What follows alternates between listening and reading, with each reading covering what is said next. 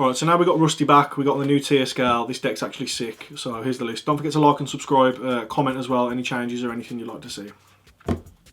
Alright, so we're on the original 9 Donnies. We've got the boots, we've got the cloak, we've got the gloves, and we've got the newest member, the torn scales.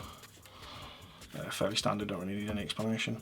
We run double graph and double sear, just extra extenders, and they're wicked to get off the Cherubini if you haven't already got access to your tier scales if you're not milling it.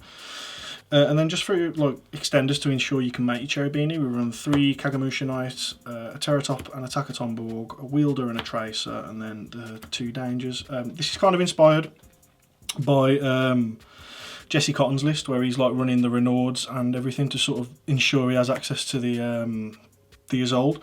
But in this instance you want to get the level 3 so you have access to the Cherubini, which I think is arguably better than Isolde in this deck, but hey ho. And then the last 2 monsters are just the 2 bricks, and then the Red Eyes Fusion to go with them. And then we run the new rank up. This card's legitimately sick. It's really good. It comes up in the combo. Foolish, Rotor, just starters. Pretty cool spice in this is 3 droplets. I do think this should be mined in every deck, but in this deck there's even more incentive because all your stuff just goes on in the grave. So like you can open like a PK and something else, like a danger, and just do this going second, and you haven't really lost anything for it. 3 talents because people love hand traps, call by for the same reason, and then the 3 fog blades and the 1 brigandine. I'm thinking about running 2 brigandine, but at the moment it's just 1. 2 is good because like you tend to run out of targets for your Rusty past like turn 5 if the game's going on that long, so it just adds to your grindability. And that's it for the main deck. It's 45 cards. So for the extra deck we run the Amaraj and the Link Spider as the Link ones. This is just like free Anaconda food, so it's silly not to play it. Amaraj is sick as well in this because it's like all your stuff are just extenders that you use to make it, so it's great. The Cherubini, the Vert. I like Barricade Board in this because it just turns useless stuff into rusty food, so that's pretty good. The discard's nice as well if you really need it. The main man, the Pelusa, because with a standard combo plus an extender you can make this as your 5th, which is pretty cool. Boral Sword if the game goes on past turn 2. Just the 1 Break Sword. I really definitely think it should be 2, so I am going to try and fit a second in because it's wicked again past like turn 2. But yeah, the 1 Break Sword, the 1 Levier, one of my favourite cards in the deck. Dark Rebellion, this card actually sucks ass, but this card's really good, so you kind of have to play it. The 1 Art Rebellion, I want to try and fit a Raiders Knight into this as well, just to make the Art Rebellion more consistently. Like you can still make this with the rank up spell, but I've found that like it's not actually as good as you would think, because if they have enough stuff on the board where this is going to punch over something for gain, then they have negates anyway, so it's like, and then if you've drop listed them it's not going to be gaining that much attack, so it's kind of like a fallacy, but I do still like it.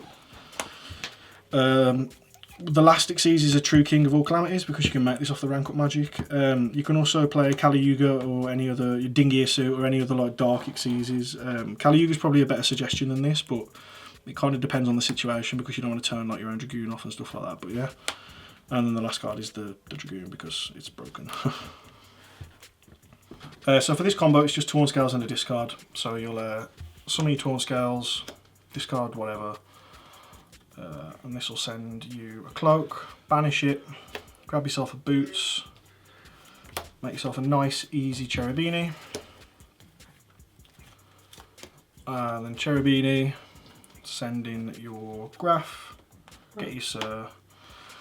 From this point, it's like an important distinction because if you have any other extenders, so like a Psychic Tracer or a Wielder or your Dangers or whatever, you can use this as a jumping off point to make an Appaloosa, which brings back the Cherubini off the Seer, and then you obviously have other ways to get to your Rusty that way.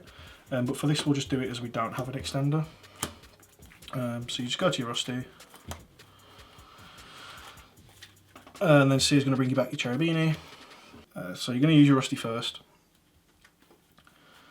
To send a gloves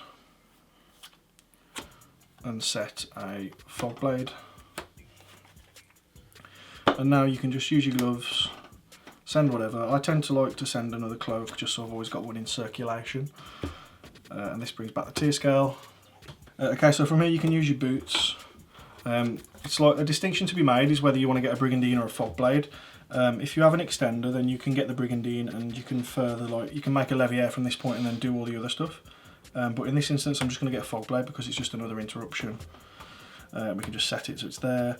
And then these become an Anaconda, the Torn Scales gets banished. And then these players are sort of fairly obvious. Your Anaconda is going to mill your 3 bricks.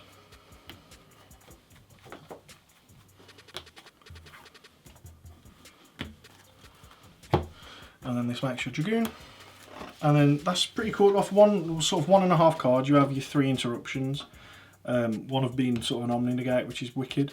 And with the Fogblade, it sort of means you're not really going to die either, because you have a sort of protection from attacks. So that's pretty cool. Right, so that's the PK list. It takes a bit of inspiration from Jesse Cotton in terms of the theory of playing like loads of extenders. But yeah, thanks for watching.